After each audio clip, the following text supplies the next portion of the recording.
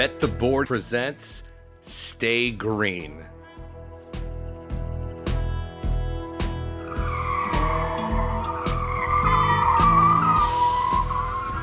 Stay Green is your first stop for all the metrics, matchups, and money-making opportunities at the track each race week.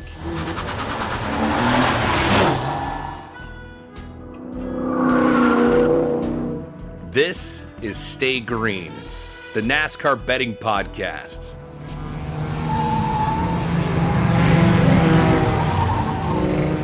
Here are your hosts, Todd Fuhrman and racing analyst Chris Wormy. Welcome into the Stay Green podcast, part of the Bet the Board podcast network, distributed on the Wondery podcast platform. 3 playoff races down, 4 drivers sent packing, 12 still remain as the quest to get to Phoenix and have their name engraved in NASCAR immortality. I'm your host, Todd Fuhrman, joined as always by racing colleague and professional bettor Chris Wormy. And Wormser, if you'd have told me that we had 2 former champions that weren't going to make it to this round, I don't think I would have taken the 2 that aren't going to be there. I probably would have pegged the 19, but instead it's Kevin Harvick and Joey Logano that'll have to train their sights on next season. Yeah, I think this is something that we've talked about in the kind of the stage 2 segment, is you just have to have speed in the playoffs. If you're concerned about having speed, you can't move on. You know, you need to make sure that every time that you show up to the track that you have top 10 type speed, and both the 4 and the 22, they haven't had it consistently all year long. And because of that, if they have a race or they have a mistake, it's impossible to recover. I was kind of shocked at Joey because they were kind of getting the finishes. I guess Harvick was as well. But I think it just kind of speaks to the SHR and maybe Fords in general, with the exception of RFK at this point in the season. Yeah, they've been a little bit of the outlier, and we've seen Kevin Harvick and Rodney Childers in the past obviously make adjustments, get the car better, but the cautions didn't fall at the right time. The 4 fell like a brick, and quite frankly, was never even able to make himself relevant. And as Joey Logano kind of said, look, when we run outside the top 30, bad things happen when you're at the back of the field. I mean, It was Daniel Suarez saying that if you run with the squirrels, this is typically where things start to get loose, and unfortunately, those guys are gone. Credit go to Michael McDowell, and when you look at Ricky Stenhouse, what they were able to accomplish, be given the fact that those 2 knew they needed a race win, but weren't able to get over the hump, but put up a valiant effort. And who knows, with a caution at the right time, maybe Ricky Stenhouse or Michael McDowell finds themselves on the right side of the cut line. But we move forward with 12 drivers that are still left. And for those folks tuning into the Stay Green podcast for the first time, we break this thing up into 3 parts. Stage 1, what we learned in our reactions to the previous week's race. Week 2 has kind of become has kind of become a de facto resetting of the odds as we go through the postseason, because we know there's so much volatility. And stage 3, all about previewing the upcoming race, which this week will take us to the Dallas-Fort Worth area and Texas Motor Speedway. So Worm, what we've done and talked about what we got right, what we got wrong over the first couple of playoff races. What we got right, I mean, we thought RFK was going to be good. They continue to be the class of the Fords. Unfortunately for you and I, we didn't back Chris Buescher in any head-to-head matchups, and probably would have had quite the day at the office if we had that foresight.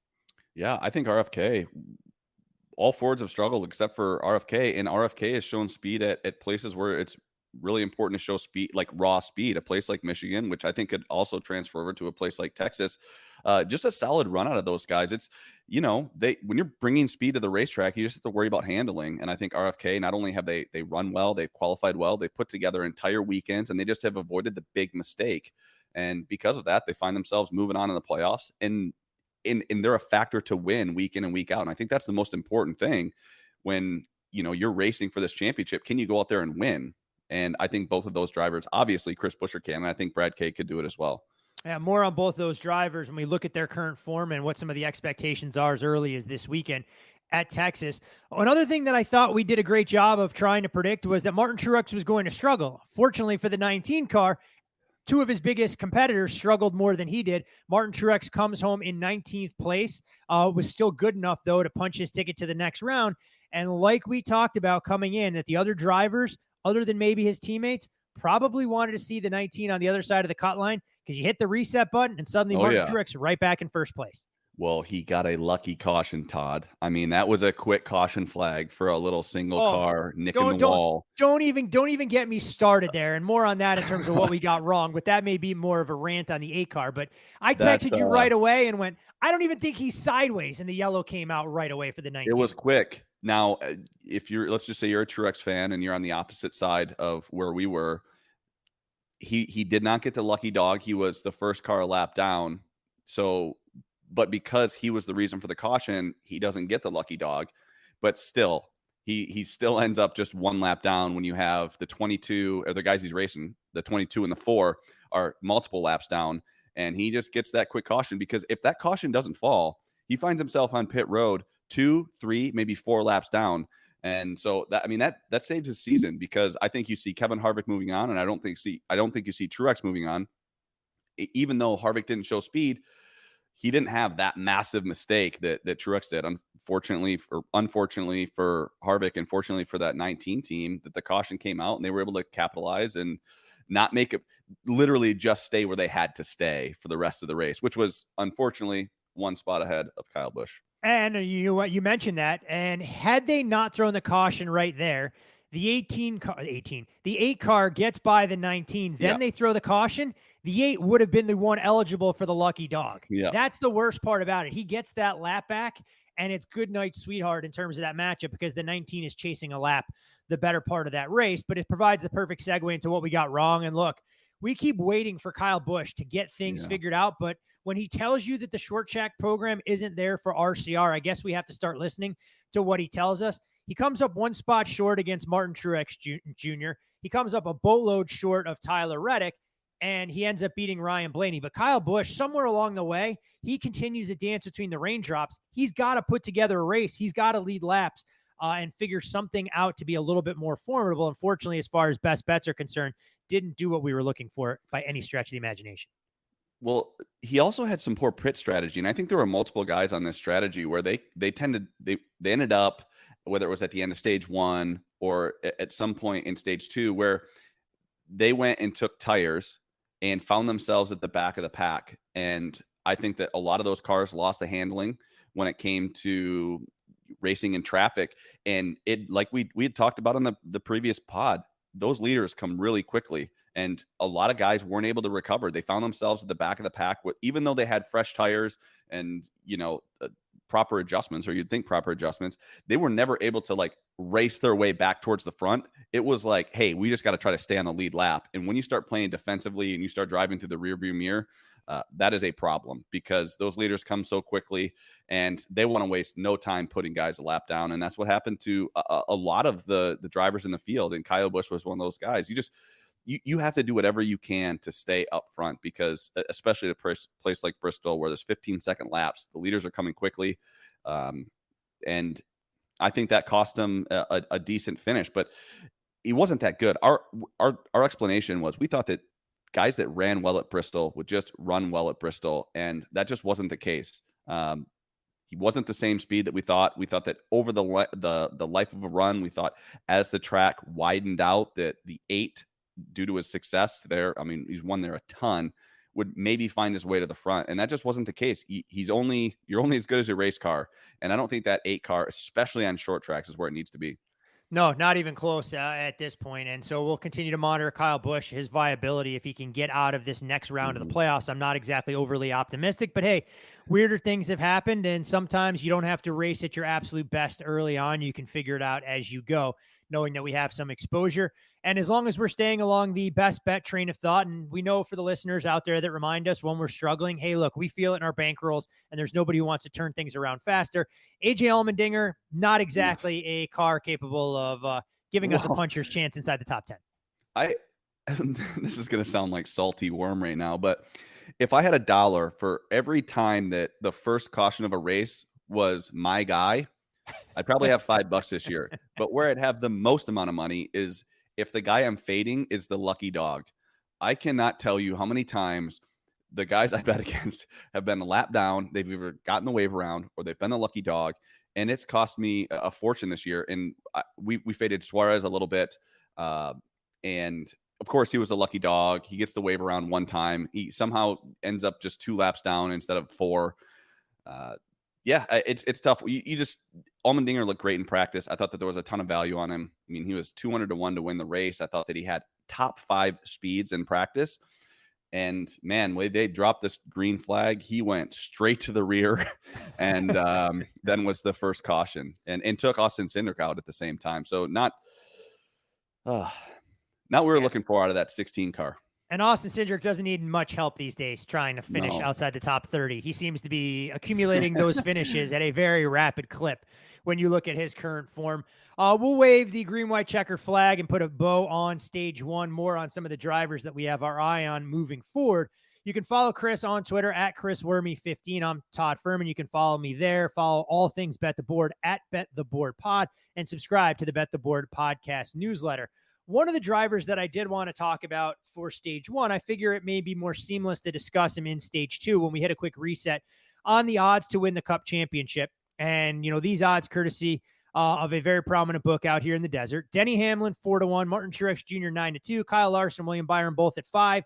And that's where things drop off a little bit when you look at Christopher Bell, Chris Buescher, both at 12, Kyle Busch and Tyler Reddick at 14, Brad Kay at 16, and then some long shots of sorts, and Ryan Blaney, Ross Chastain, and Bubba, all 25-1 or greater. We mentioned Martin Truex Jr. We said 10-1 was probably going to be the best price you could find on him, as we see in the betting market now.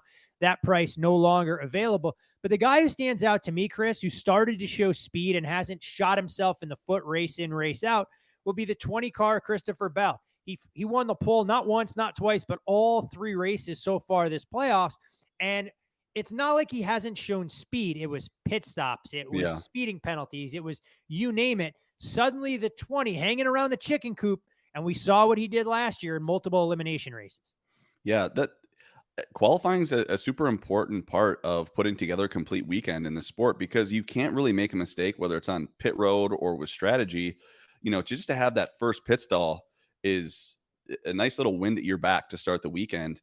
And it just kind of puts you in control of the race as well. And this 20 team has speed, so they don't have to worry about that. It's more, can they put together a complete race? Can they not make mistakes and find themselves restarting in the first couple rows with a chance to win? Where I do worry about Chris Bell is if they do make that one mistake at any point, because he is so close to the cut line. I mean, he's just +5 at this point. Oh, there's no wiggle room. There's no wiggle room. Like, he can't make mistakes. If he does make a mistake, I think that all of the control leaves that team and goes into the hands of someone else. And so if they need to go out there and put together a solid finish this week at Texas, which is going to be so hard to do when you go back and rewatch, or when I was rewatching this race, I mean, it's going to be interesting. And then you have Talladega next week, and then the Roval the following week. It's more, hey, we have speed in the race car. Let's just not make any big mistakes or do anything crazy. And then when we get to the Roval, let's figure out what we have to do relative to our points, relative to other people's points, to just get through to the next round. I think that's what a lot of these guys, the Kyle Busch, Chris Bell, Chris Buescher, and even Kyle Larson, I mean, he's only 12 to the good, whereas these guys like Hamlin, Truex, and Byron are both, 20 plus to the good. But there will be one of those 4 drivers will struggle, and we don't know who it was. Obviously, Truex was last week, got lucky, but you're going to need a little bit of luck. But fortunately for Bell, Larson, Hamlin, Truex, and Byron, they have speed every week, and I think that's important. Now, with that being said, I don't like anybody less than 10-1 at this point. There's no reason to try and run and bet some of these guys at less than 10-1, in my opinion.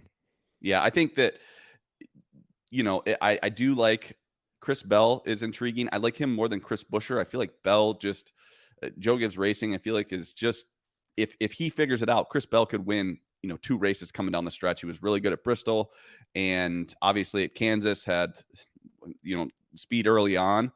So, the guy I still like, I still think Tyler Reddick presents a decent amount of value. This is a place where he won last year. You're going to the Roval, which I still think he's kind of the best road course racer in the series right now, at least the most consistent. I don't imagine him running outside the top 5, but if he finds himself in a must-win scenario at the Roval, I don't think many people are going to doubt that 45 team, especially with the speed they've shown on ovals. I think that even if he has to go win at the Roval, no one would be shocked. I think he'll be the favorite going into that race. Yeah, I don't have a ton of optimism how the 45 will race at Talladega, so obviously he wouldn't hate the idea of being able to repeat as the winner at Texas, taking some of the pressure off him going into the final 2 races. When I look at drivers below the cut line, I'm not advocating to try and bet him to win the championship, but there is one driver, in my opinion, who, again, we'll talk about in a little bit more detail, who I think sets up as a likely candidate to get through. Maybe not likely is the right word, but in terms of the odds, I mean, Ryan Blaney, for all the level of unpredictability, when you look at the next 3 races we're going to see, the 12 team should be optimistic about its chances here, more so than they were the first 3 races and more so than they should be when we go to Vegas, we go to Homestead, and we go to Martinsville before we figure out exactly which 4 drivers have a chance to actually win the championship. Yeah, and he has a good track record at this Texas. He was competitive last year in the fall race. But remember, he also went out there and won the All-Star race at Texas last year in kind of a dominant fashion. So if he does catch a setup, I would not be shocked. Ryan Blaney, this is a place where when you have a lot of on throttle time, we like Ryan Blaney. So if you just look at the specific tracks, I know that he's outside the cut line, but if he finds himself scoring some stage points and contending for a win at Texas, I think that that's going to give this team a ton of confidence heading into a plate race where he's obviously been good. He does have a win at the Roval at kind of our expense when old Jimmy he needed a couple of dominoes to fall for him to get that win at the Roval. A couple? How about 5 dominoes? The 6th place car just was able to cruise on and win that race. But at 25-1, I don't hate that at all. This is also where we're going to a place at Texas where there's probably 10 or 15 guys that if they find themselves out front late in the race, it's going to be really hard to make a pass. Ryan Blaney's is one of those guys. If he finds himself on the right strategy, let's just say it's a 2-tire call late in the race, and that gets him out to clean air. If he gets out to, 7, 8 tenths a second lead, I think that he could hang on, even if someone charging with 4 tires has been leading most of the day. It's just so hard to make a pass. Ryan Blaney's going to be fast out there in clean air. So I think that there's a potential for a lot of that strategy this week. And I think it kind of plays towards Ryan Blaney's hand. I don't hate Blaney at 25-1 at all. Yeah, the only thing, I'll play devil's advocate here for his odds to win the championship. I feel like there's an opportunity somewhere later in the postseason where you're going to be able to get Ryan Blaney at a similar number. Like, even if you were to go out there, you could probably bet him to win each of the next 3 races in this phase. Hope that you're able to cash one of those tickets, because would it shock you at all if we were going into Martinsville and Blaney was the guy on the outside looking in, that he would need a win to try and advance and kind of replicate what Christopher Bell did last year, where you'd probably be able to get a very similar price and not tie up your capital for 6 to 7 weeks in advance? Well, especially because if you look at the next round, okay, so I would say because of the unknowns in these next 3 races, I do like that price on Blaney. But then if you actually go to the Vegas, Homestead, and Martinsville, I don't like Ryan Blaney as much. So to kind of support your point there, they struggled at Vegas. When we thought that the Fords were going to be fast, especially the Penske's, they were nowhere to be found earlier this year at Vegas. Homestead, high tire wear tracks, typically not his forte. So then you find your place, you're kind of going to rely on him at Martinsville. And where did he finish relative to the cut line in those first 2 races that he hasn't necessarily performed well in the recent, Vegas this year, and then Homestead over his career, he hasn't been spectacular. So to your point, you might be able, even though he makes it through to the next round, you might find yourself at Martinsville with, maybe a 30 or 40-1, depending on where he is and how many points he scored, just because I don't think that Vegas and Homestead set up particularly well for him. It's always the interesting predicament you went into, and we talk about all the time. Price is the ultimate determinant in what we do, but it's also market entry and being able to identify where you think you're going to get the best number on a guy. NASCAR maybe more so than some of the other spots. Yes, we see fluctuations in divisional odds in the stick and ball sports, but it's always interesting because you can believe in a driver, but if he finds himself caught up in a wreck somewhere along the way and it's a winner get in, you can get a better price than what's out there. We saw that quite a bit with Christopher Bell, not once but twice last year. He went off at 100-1 to win the championship when he was a win or get in type scenario. Ultimately, those tickets didn't cash, but you had an opportunity to be able to put yourself in a pretty good spot to be able to make some money. So interesting food for thought. We know this is the more unpredictable stage of the NASCAR playoffs compared to the other 2 that we'll see coming up, and obviously the one that we just completed. So you're always going to want to monitor some of those odds and look to identify a little bit of an edge and opportunity. Go ahead. I wasn't sure if you had anything else. To your point on that, when you enter the market, there's a great line from the movie The Big Short when he's sitting there saying, I'm not wrong. I'm just early. And the guy looks at him and goes, it's the same thing. It's the same thing. Being early and being wrong. That's the same thing. So the same goes here. You know, you might like Ryan Blaney at this 25-1 price. Even if he goes out there and has a good run at Texas, you still might find better odds for him in the future. And I think Martinsville might be that place where you can probably enter the market and get some higher odds. Always things to keep in mind when you look to try and maximize some of the value that you're going to find in the betting market. Green, white, checkered flag on stage 2. Again, you can follow Chris on Twitter at ChrisWormy15. I'm Todd Furman. You can follow me there. Most importantly, follow the podcast at Bet the Board Pod. And if you're looking for some additional race day coverage, even if the NFL dominates mainstream media, Chris's pre-race poll will be available about 2 hours before the dropping of the green flag Sunday from Texas Motor Speedway. But Worm stage 3, it's always about the drivers to watch. And when we go to a 1.5-mile track, a high-speed quad oval, we had nothing but tire issues here last season with the leaders out front blowing tire after tire after tire. Recent winners at Texas, when you look at the actual race, include Tyler Reddick, Kyle Larson, Kyle Busch, Austin Dillon, and Kevin Harvick. I know there were some all-star races mixed in there and some other nuances, but Goodyear actually came out and announced that the right side tires have a construction update that is unique to Texas. The left side tires are going to be the same as those used during last September's playoff race. The left side code also was used this season: Fontana, Kansas, Las Vegas, Nashville, Pocono, and Michigan. So keep that in mind when you begin to handicap and figure out where some of that opportunity comes in. Track comps, I guess the question I always have to ask you, does it handicap like other 1.5-mile tracks? We know it used to be a sister track to Charlotte before the repave in 2018, but is this an animal entirely unto itself? This is just a different animal. I don't like it, maybe Vegas because there's not as much tire wear, but I think Charlotte and Kansas have more tire wear, and Kansas especially has multiple grooves. There is a groove and a half maybe here at Texas. I do think that the closest comp is probably Michigan. I think that it's a very momentum-driven track. If you slip up at Michigan, you probably lose 3 or 4 spots. The same will happen here. If you slip up, you're not only going to lose a spot behind you, but the 2 or 3 spots every time you slip up. And it's edgy slip. We've seen it multiple times. It's not like a slow, he's loose and the tail end wiggles. It's in the middle of the corner. Someone shoots up to kind of the top groove. Fortunately, it's a much wider track than it used to be. I don't understand why. No one uses the top 70% other than just to catch a car that snaps loose. But I think Michigan is probably the closest comp. And, it's this happy medium between drag on the straights, or lack of drag there on the straights, and enough downforce to be able to make passes in the corner. So I would say the closest comp would be Michigan. I don't like as much of these other 1.5-mile tracks, but definitely very different than some of the tracks we've seen. It's crazy that we just come here one time and it's in the playoffs. Same with Bristol last week. So it'll be interesting. And then throw in all the tire issues we had last year and a new tire test this year. And I know that whenever something like this happens, Goodyear will be super conservative. I expect tires to matter very little to none at all. We're going to see all sorts of strategy. You're going to see 2 tires, no tires, 4 tires will matter if they blow up. So tires will definitely matter there. But you may not see tire wear like we like to look for when we're trying to handicap and identify our own edge. That's the trade-off, right? But I think a lot of that was kind of, I wouldn't say it's on Goodyear. It's probably on the teams for the low air pressures early in runs that hopefully they've fixed that. There's a sidewall construction change, I would imagine, that took place. But I just don't think tires will matter. I think you're going to find yourself just trying to get off pit road as quickly as you can on that last stop, and you won't pit again, and just try to keep track position.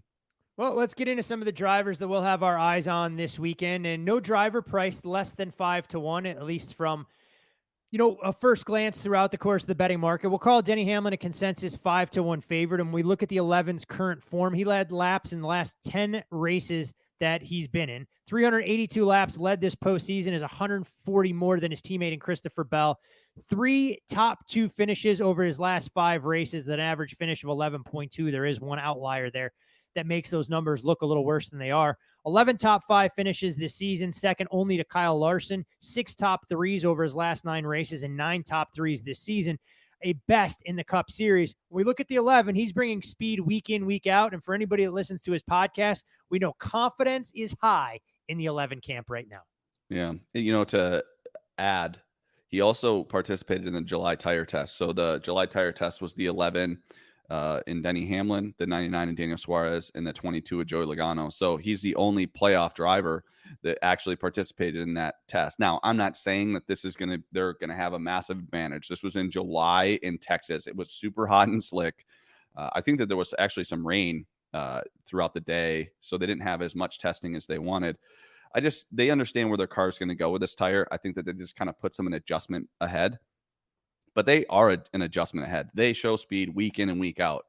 If you were to just throw a blanket over 3 or 4 drivers, it just looked the best after practice heading into the race. It's Denny Hamlin, it's Kyle Larson, Truex, and Byron. I think that those guys have showed speed week in and week out, and I expect them to do more of the same. I just can't get involved at 5.5 to 1. I can't imagine his price dipping much below that. And it's probably just a fair market value for what Denny Hamlin should be to win this race. Kyle Larson priced in a very similar range. And when we look at Larson's current form this season at 1.5-mile tracks, it's been a strong point for the 5 team. In 4 2023 starts on the 1.5-mile distance, he has 2 runner-up finishes, 3 top 5s, and 248 laps led. He's led 174 laps so far this postseason, 20 or more in all 3 races.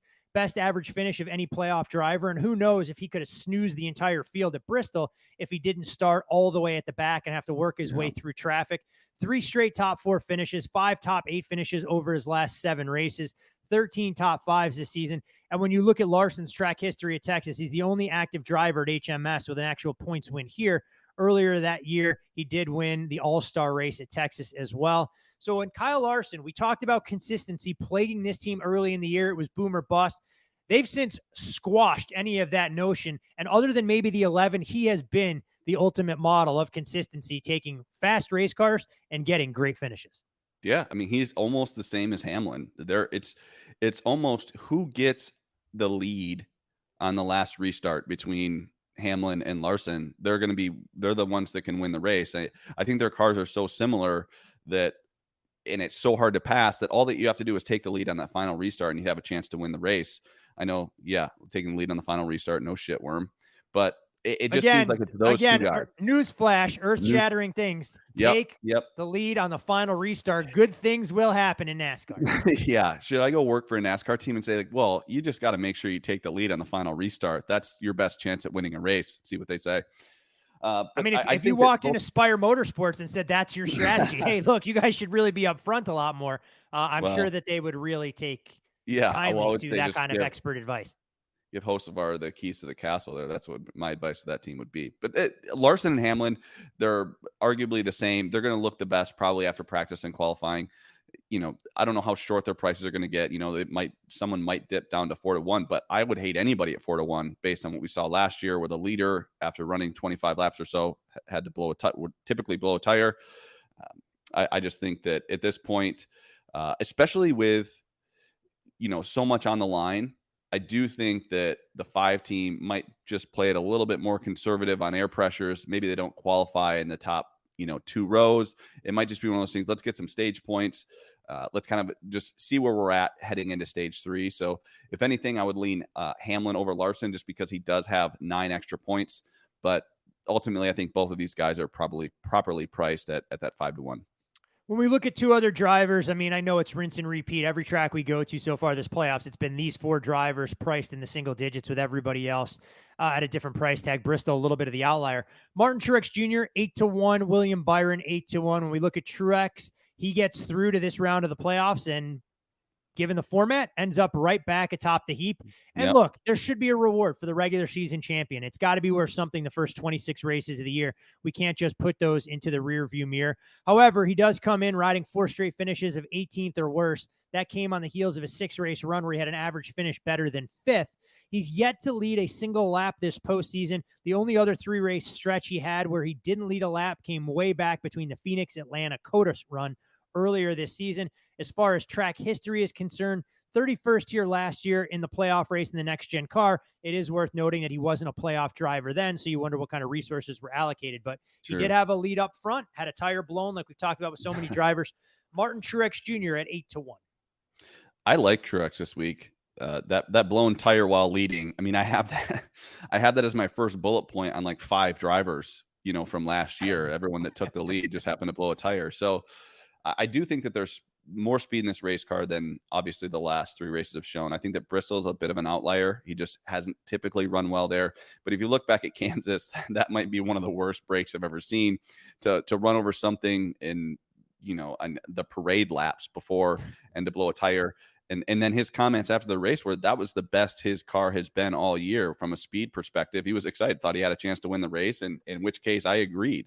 So if you kind of take that same speed, couple that with the speed he had at Michigan, I think that there is some value on this 19 team. I think that they kind of had their panic moment, but they were able to kind of work their way through that surprisingly. And it might have been a little lucky, but it was also unlucky that they were there in the first place. So I look to see this 19 team lead a lot of laps this weekend and be really fast. I think that if they can bring something similar to Michigan, if that setup, if they found something there, I know that he didn't win that race, but man, was he dominant. I think Truex is a good play this weekend. William Byron, who I mentioned at 8-1, he didn't lead a lap during the first phase of the postseason. Last 5 races, though, he's getting finishes, an average finish just outside the top 7. 15 top 10s this year has him tied for the series lead with a handful of other drivers. When we look at his track history, finished 7th here last fall in the playoff race.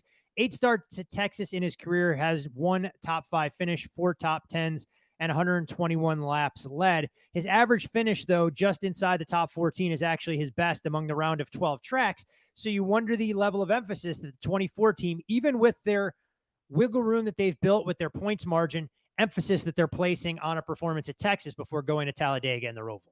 Yeah, I think that Byron's just happy because they have speed everywhere they go. And I think that's just something you can't be worrying about in the playoffs. He was around all day last year. And I think that that's the important thing. If you look at this track, I think that there were only 3 guys that had an average running position of inside the top 10, because this track is kind of like a yo-yo. You're going to have guys that stay out on older tires. You have guys take 2 tires. So do you find yourself kind of working your way back into the top 5?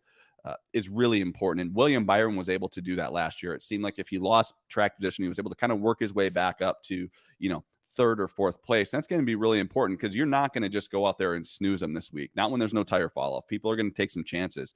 And he was able to kind of maintain that until he got into it with Hamlin. I think he had a little bit of an aneurysm because he spun Hamlin under caution last year. Not a great look. Not a great look by all parties. That's a bad look. But he was there. He has more speed this year than he had last year. I anticipate William Byron to put together just another complete weekend. If they can continue their prowess on pit road, which has just been spectacular for them, I anticipate him kind of running top 5 all day long. Last year's winner of this race was Tyler Reddick. He led 70 laps in doing so. And he's starting to show some of that error-free form that we had talked about, because speed wasn't really a problem for the 45. He just wasn't able to go out there and not shoot himself in the foot. But when you look at his current form, 4 top 8 finishes over his last 6 races, 90 of the 92 laps he led in the first round came at Darlington. Ironically enough, that wasn't the race he won. Much to our chagrin, he wins a week later where he leads a grand total of 2 laps. So is the NASCAR postseason. 6 top 3 finishes so far this season, but 3 of them have come over a 9-race stretch most recently. Tyler Reddick, we've talked about him having the best value coming into the playoffs. Still feel that way at 14-1. Yeah. But what do his race prospects look like this weekend? Well, I think they're good. I think it's just really important to understand that he's racing for Toyota in a completely new car this year. And last year was the 8. And not that there's been a massive difference. I would say, if anything, the 8's been less consistent this year than the 45. So I like his chances. I just don't like this price. I don't think he should be priced with the Truexes and the Byrons so far. So that's the one reason why I'd actually rather wait on Tyler Reddick.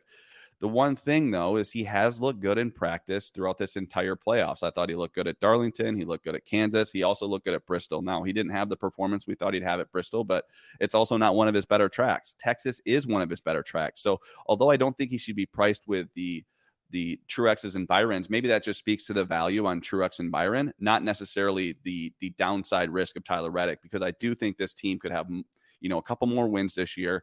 And I think they'll be there. He just has to avoid an issue. But he was the one guy that was able to take the lead and survived out there for a long time on older right side tires. The only guy that was able to do that last year. He had, I think, the most fast laps. He did have the most fast laps in 38. So this would be a good be an interesting test for this team. They know that their speed is there. It's just a matter of, can they keep the mistakes to a minimum and keep the momentum going? I think that there's tremendous upside for this team. I don't know that it comes necessarily this week, but I do think with the Talladega and the Roval, I think that they have to be feeling pretty good about their situation. But I'm going to go ahead and wait till after practice and qualifying on this 8 or this 45 car. I just want to see if last year was driver or was it more the setup of the race car. Well, we mentioned Christopher Bell early on in the show and said he was a driver that was starting to find his form as the stakes get a little bit higher. And when you look at the 242 laps he's led over the last 3 races, that represents nearly half of the 501 laps he's led all season. 3 straight poles, 4 top 10s over his last 6 races, an average finish just outside the top 10 in the last 5. I mean, this was a guy that we had talked about, couldn't get the win, couldn't stay out of his own way, wasn't showing speed, getting finishes. Suddenly, that seems to be a distant memory as the 20's unloading fast, and he's going out there realizing that speed and putting together some finishes. Yeah, I think he'll do more of the same this week. It's just, can he put together a whole race? And he just hasn't. It doesn't mean that it won't happen this week, but, this is a track where he wasn't as good or competitive at this track last year. And I'm going to go ahead and just say that that's probably going to transfer over a little bit this year. I know that there's speed but there was also speed week in and week out for this 20 team last year. Chris Bell's probably properly priced. I think that he's had speed with some of those, the Truexes, the Byrons and Reddicks, but more mistakes. And I think that that's why you see this built in at 10-1, just a slightly higher price than some of those other guys that have just put together better races. And it'll be interesting to see if this 20 team can put together a complete race, kind of start to finish. I don't know that the speed the speed's there. Chris Bell has just put my mind in a pretzel this year because I've picked him to win 3 or 4 races, and then he's the reason for the first caution, or he has a penalty early. I do think that the pit crew thing is a positive. Taking Ty Gibbs' pit crew has been good for this team, but I still think he's properly priced at that 10-1 range. I'll tell you one thing. If they open his win total for 2024 at 1.5 at flat, I'm more than happy to try and back the 20 at the bottom of the market, knowing that this has been a learning experience for him. And to your point, Toyota seem to show speed week in, week out. Christopher Bell being the one that really just hasn't gotten there yet and been able to collect wins like some of his teammates. When we look elsewhere at the odds board in terms of playoff drivers, Brad K 14-1, Kyle Busch 14-1, Buescher 16-1. Of that particular trio, is there a driver that stands out to you more than the others? Well, I think it's important just to understand how I feel about this race. There's 15 drivers. I think that if they find themselves at the front, they're just going to be hard to pass. I don't care if they're on old tires, 2 tires, 4 tires, or they've been a 10th place car all day and they've just found themselves at the front. It's going to be so hard to make a pass. And I do think that you could throw a blanket over these guys and say, these were the guys that will be tough to pass if they get out front, even if they haven't had race-winning cars all day. I do like Brad probably the most of these 3 drivers. He was fast here last year. He was able to put it on the pole. And I think he has more speed this year than last year. So I do like Brad. I think that they're going to have to be super aggressive with their strategy, try to just keep that track position all day.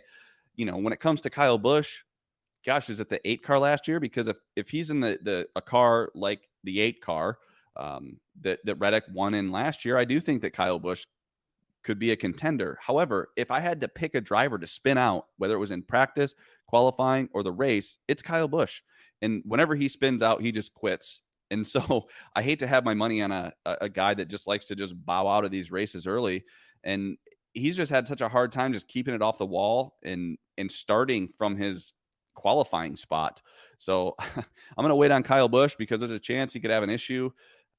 It's weird that I'm saying that the driver that I would actually pick of all of the drivers in the field to have an issue is Kyle Busch. That's just weird to hear that even come out of my mouth. So if I think that, I can't get involved at 14-1. I think Chris Buescher had issues last year, a little spinny, but I think that they're just going to try to put together solid runs. I think that that's what this 17 team needs to do. I don't think that they're going to take many risks. I think that they'll kind of run solidly in the top 10, take some stage points in stage 1 and stage 2, and get out of there with, you know, a little bit of a buffer zone heading into Talladega. If we round out the rest of the playoff competitors, the drivers we'll call 10 to 12. Ryan Blaney, 18 to 1, Ross Chastain, 25, and Bubba Wallace also priced at 25 to 1. When we look at Blaney, he's led just 9 laps since the Atlanta race. 163 of his 348 laps led this year came in the dominant Coke 600 victory that was raced on that Monday. Now, for the first time in a while, Penske only has one car they have to focus on. So maybe they reallocate some of the resources that they otherwise would have had a split between the 22 and the 12. You look at Blaney's track history at Texas as a top 10 finish in 7 of the last 8 Texas races, with an average finish in those 7 races just outside the top 5. 4 times he's led over 40 laps, and he's led over 140 laps twice at Texas. We talked about how this upcoming stage of 3 races could work out well for the 12. Yeah. Is he able to get some momentum going early at a track where he's done it before? Maybe. I think it's a good point you bring up that the 22 is now out and Penske can kind of put all of their resources towards the 12. I know that they've been struggling on speed, but you know, I don't know how much like that actually matters, you know, and we've seen it a little bit this year where the 1 was struggling and the 99 was getting all the resources. So I do think that that will benefit this 12 team, but you still got to go out there and get it done. And he just hasn't been a factor. And it's really hard to back a guy that just has not been a factor. You know, it's easy to say right now at 18 to 1 is a good price on a guy like Ryan Blaney at a high speed mile and a half, but you could find he qualifies 15th and finds himself barely staying on the lead lap. It's like, you know, you could probably have him at 25 or 30 to 1 live. So it's just it's an interesting time for Blaney because these tracks do set up so well, and then the next couple tracks don't set up well for him. Yeah. You know, so 18 to 1, I think that if he's 18 to 1 from here on out, you know, without minus Talladega, it's not going to be 18 to 1 there. This is probably his best opportunity to win because it is such a wild card. But that being said, you still got to go up there and be fast, and they just haven't been that fast. No, from a Ford standpoint, it's been RFK and everybody else. I mean, if you're Team Penske and you're SHR, at some level, you're looking going, how the hell did Michael McDowell, who also drives a Ford, have consistently more speed as a 1-car team this year than what we were able to put together week in, week out? And speaking of that, I mean, Ross Chastain hasn't shown a whole heck of a lot of speed. I mean, 4 top 3s this season, but he doesn't have a top 3 since his win at Nashville, which came 12 races ago. His average finish outside the top 13 during the first wave of playoff races. And the only playoff driver with fewer top 10s this season has been Bubba Wallace. When we look at Ross Chastain at Texas, this hasn't exactly been a great track for him either. But the 1 has raced smarter week in, week out. Somewhere along the way, though, you have to show race-winning speed and be able to break through for a top 5, top 10 finish. He's going to have to be really aggressive with strategy and then be aggressive as a driver on that strategy. I don't see the 1 car driving through the field. The cars I see driving through the field are the 5 and the 11. They were able to do it last week. I see the 24 do it, the 19, the 45 even has been able to work his way up through the field. Ross has typically struggled in qualifying just in this car in general, and then hasn't really shown a lot of speed. Listen, this is a track where if he gets out front, he could win the race. I just don't know how he gets there because I can't imagine that he's going to be the first car. It's a fair point. Like, I just don't know how he gets there. Like, if Ross with even 100 to go and he's on older tires, I love him to be able to hang on to this race, even with green flag pit stops. But I just don't know how he gets there. Like, I just don't see a scenario where Ross Chastain is on the front end of a certain strategy. I just think that there's too many other teams that have shown more speed and have been able to make passes on both the top and the bottom than this one team. So although I like the price, I just can't figure out a scenario where the 1 gets out front. Do you see a path for the 23 of Bubba Wallace getting out front at 25 to 1? He's led just 3 laps over his last 6 races. Now, to his credit, he did have a ton of speed at Kansas, and that race could have gone significantly better if he didn't have a little bit of a mechanical issue. He's led 162 laps this season, 80 of which came at Richmond. Still without a top 3 yet this season, 4 top 5s, but hasn't registered 1 since the Coke 600. The only driver with a worse average finish to the first 3 playoff races was Martin Truex Jr. When we look at Bubba Wallace, look, The fact that he's made it this far is a full credit to a driver Yep. whose potential is only on the rise. He's got the equipment, he's got the support, but I feel like this is the point in the season where the 23 Cinderella run of sorts comes to an end. Yeah, I think that maturity's really shown through here. I thought Bubba has been a threat to win on mile and a halves for the last 2 years.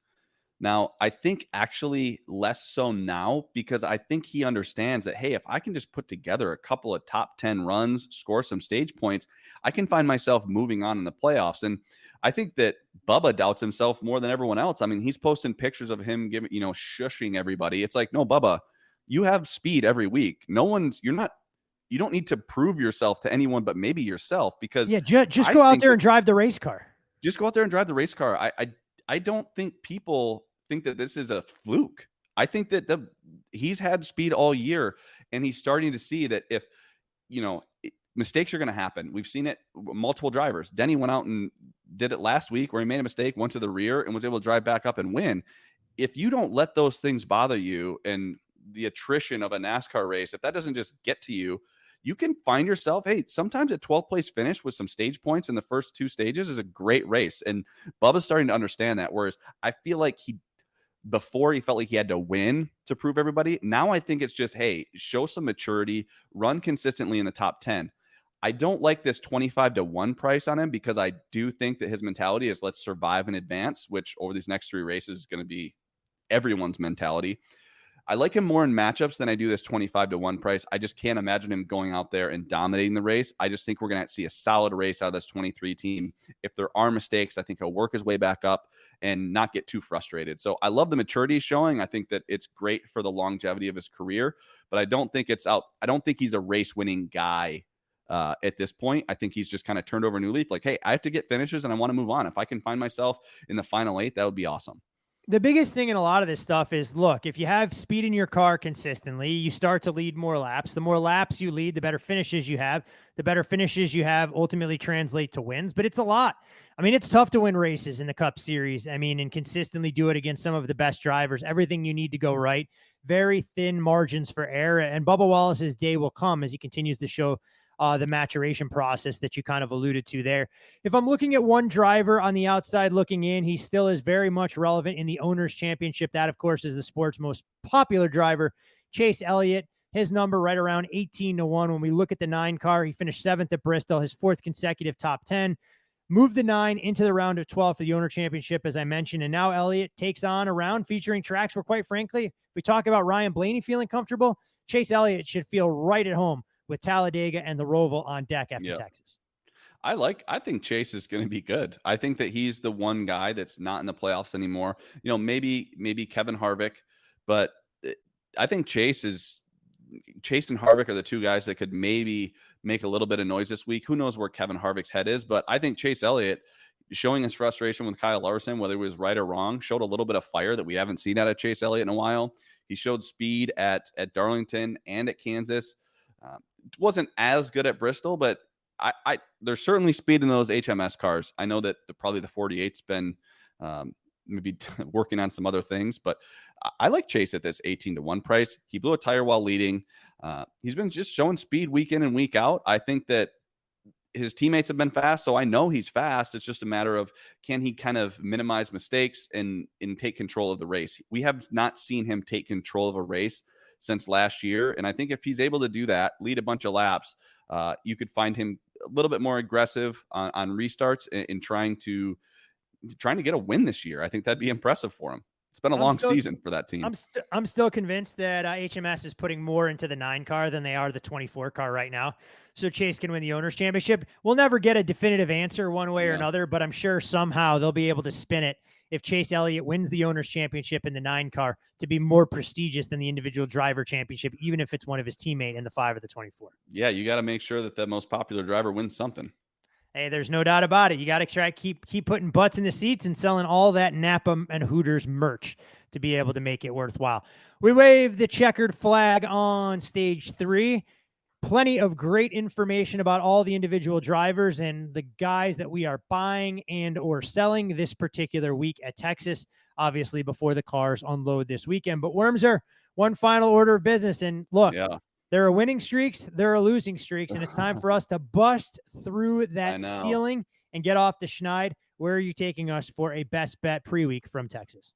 Well, I think it's really hard to pick matchups at this point in the week with what we could see this weekend. It's a lot of unknowns.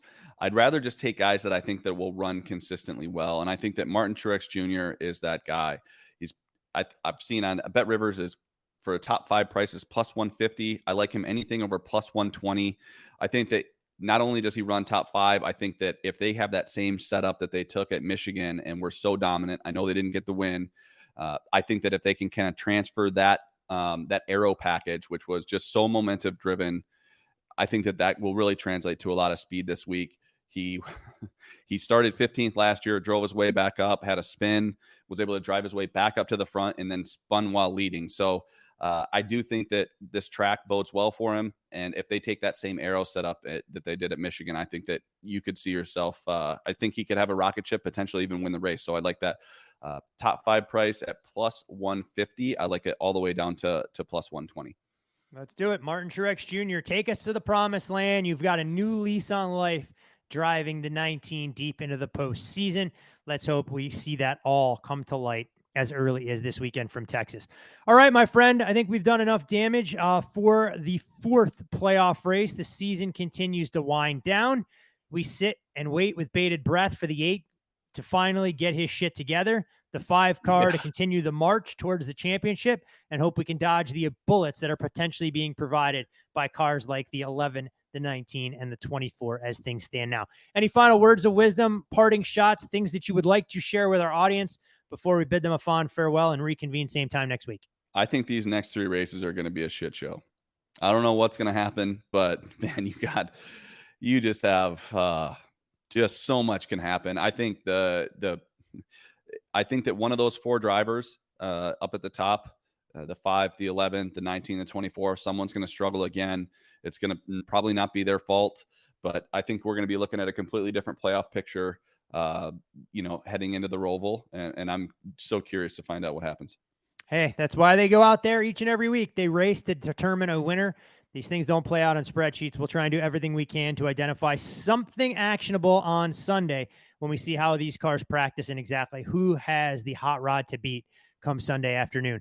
Best of luck with all of your NASCAR wagers this weekend from Texas across multiple series. And with a Martin Truex top 5 ticket in hand, hopefully we'll see you at the window.